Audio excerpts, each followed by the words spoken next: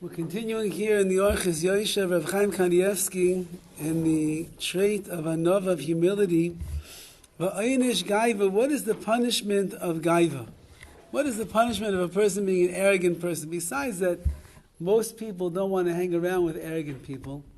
Besides that, we alienate many others. The Gemara in Sotah says that it says in the pasuk, "Ta'avis Hashem kol gvar lev." The abomination of Hashem is anyone that is gvar lev, that is arrogant and haughty of heart.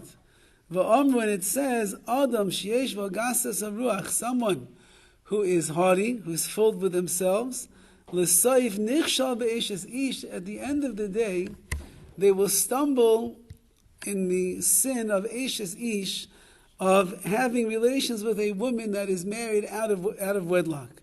They will end up cheating on their wives, having relations with a woman that they should not. It's unusual. Why is that?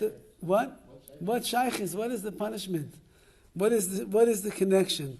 So I was speaking in not such a long distant past to a fellow who explained to me that he was suffering in his shalom bayis, and his wife didn't really like him so much. So I thought it was unusual. He said he's a very likable person, and his wife is a very reasonable person. I couldn't understand why his wife would not like him so much. And then he said, it's probably because I cheated on her. Said it like flippantly like that. It's probably because I cheated on her. I said, excuse me? He said, yeah, whatever happened. I don't know, she's making a big deal about it. It happened. The lack of owning up to what a person does only could come from a person that's a Baal Gaiva. A person is full of themselves and they think that they are the God's gift to the world and they think that they can do no wrong. So they stumble into adultery. Their wife gets disappointed with them and the response is, I'm not really sure what she's so upset about. Whatever it happened, it's over now.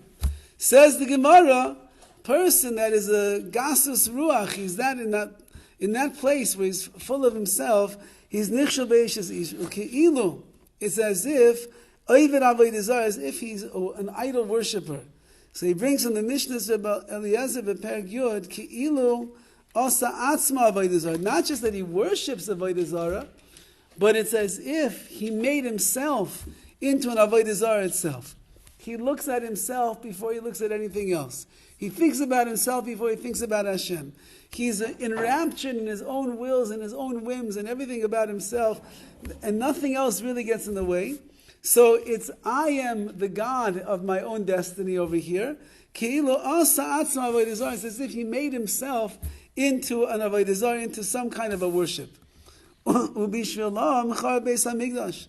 for those people that are haughty and filled with themselves, because of that, HaKadosh Baruch Hu destroyed the Beis HaMikdash. The Beis HaMikdash was destroyed because of sinas chinam.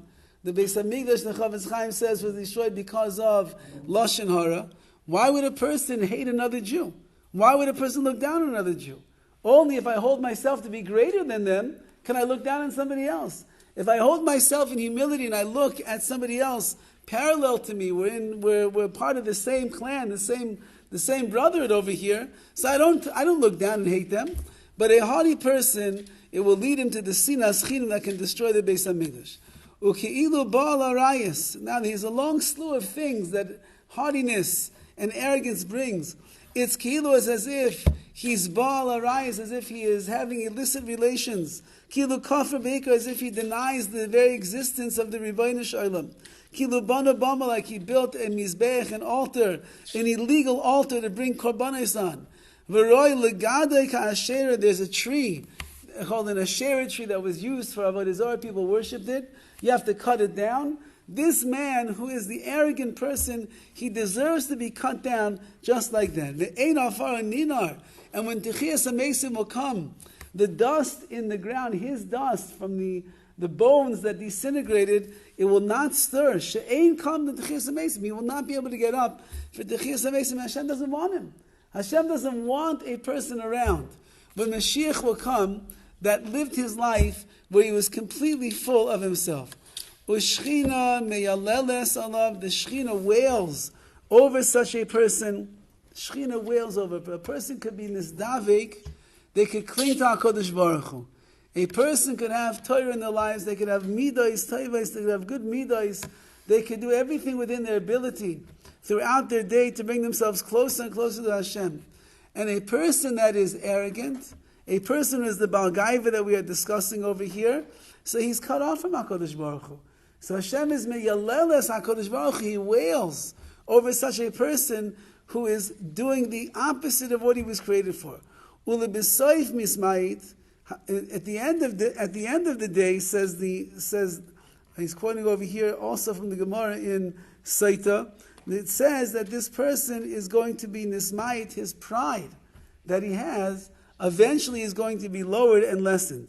And we'll finish with these words: Kol v'amar HaKadosh Baruch Hu. Hashem says the following statement about the arrogant man: Ein ani v'hu yochel lado b'ka'achas. Myself, Hashem, and this person over here, we cannot dwell together as one.